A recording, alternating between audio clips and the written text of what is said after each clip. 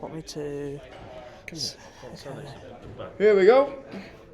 Hi everyone, my name is Sayeth. This is my blog, and I'm here with entertaining Hermans Hermits. Nice to be with you. It's great here. Always is good here. Yeah, hi, yeah. We love it here. It's our second time. Well, it's my second time back, so I can't wait to come back again next year. Hi Sayeth, good to see you, mate. Thanks for coming to the show. Hope you enjoyed it. Thank you. Did you enjoy it? I did. Good lad. Yeah.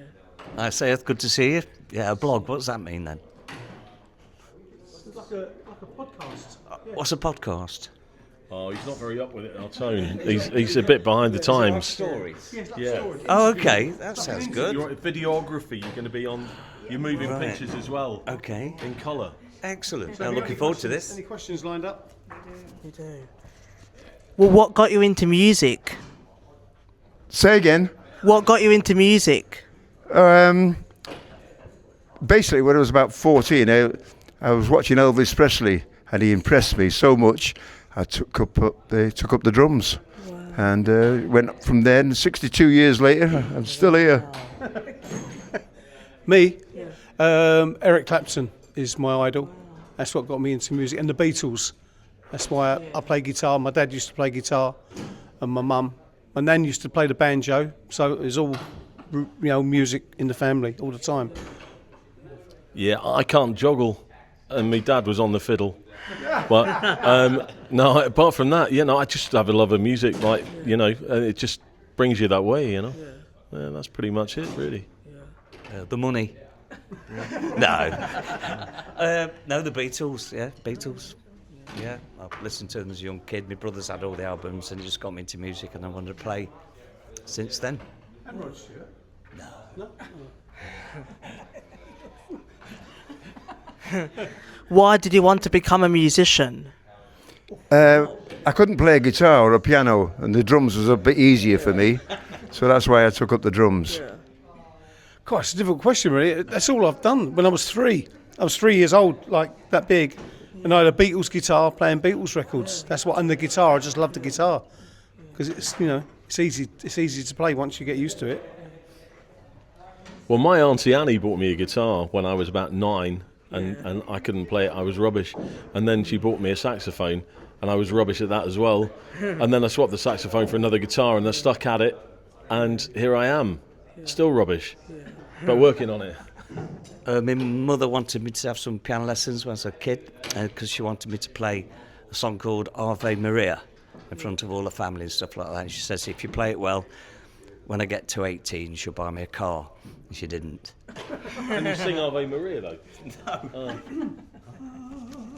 Is there a song in your set list that is emotionally hard to perform? My Sentimental Friend, because you have to be nice and quiet and build up to louder pieces. It's a hard one to play, then. Yeah. But here he is. John does a great job singing Same for me, yeah, same for me. That's the sort of a ballad in the set. It's quite emotional. It's well written by Jeff Stevenson. So yeah, it's a good song. That's emotional. Well, for me, it's the song that we do at the end, kind of hush, because when my kids were little, way before I joined the band, I used to sing them to sleep with that, and every time I got there, like 22 and 20 years old now. So but I think of when they were little and putting them to bed, and now I just bore them to death with it now, Yeah, Sentimental Friend. I've always liked that song ever since I was a kid. Yeah. How do you choose a set list? How do you choose a set list for a performance? Have you ever changed it on the spot? Oh yeah, many times.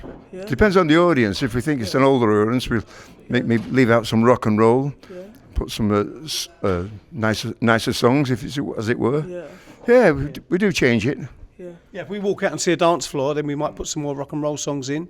Like last night, was it last night? Where was we? Where the guy he asked for a song that's not on the set, and we quickly went over it, made sure we knew it, and stuck it in the set. It was so it was good. What was it called? Just a little bit better. We used to do it 2 or 3 years ago, but we dropped it for some reason, and but we made a good job of it. So I think we might be keeping it in for the next few gigs. Yeah, just what the lads said, really. I mean, we'll have a look, and then we'll go into the dressing room and we'll say, look, let's drop this, let's put this, that in. It's just sometimes on the run, Yeah. Yeah, if they're dancing, we like to try and keep them happy, so we try and keep them on the dance floor. What is the biggest challenge you face as an artist today? The biggest challenge, trying to get a hit record in the charts. It's almost impossible for a 60s band. Challenge. I've been trying to learn the piano. That's the biggest challenge because I can only play the guitar. I play a little bit of drums, not as good as Barry, but I'd really like to learn the piano. But that's my biggest challenge in the music industry. Yeah. My biggest challenge at the moment, Sayeth, is trying to get over jet lag. I've had about an hour's sleep, but no, I think like John, you know, as a musician, you always want to be trying to play something else. We watch Tony play the piano, and it makes it look so blooming easy. And then we, and then we see him play the guitar, and we think, well, things are not that bad. And stick to the piano. No, but as John said, always trying to learn something new. I think. Yeah, I just want to. When I was a kid, I just wanted to get better and play as many instruments as possible. There's a guy who I used to look up to in the 70s called Roy Wood. I don't know if he was famous around here. Band called Wizard, and he actually just lives around the corner from me now, and he played every instrument. He picked it up and tried to learn it, from the bagpipes to drums to everything. I fancied doing a bit of that, so I tried to play tenor, horn, saxophone and stuff, all badly.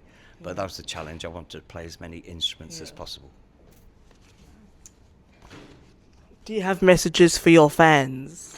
Oh yeah, come and see us. Keep coming and seeing us, because we're going to be here a long, long time, years to come yet.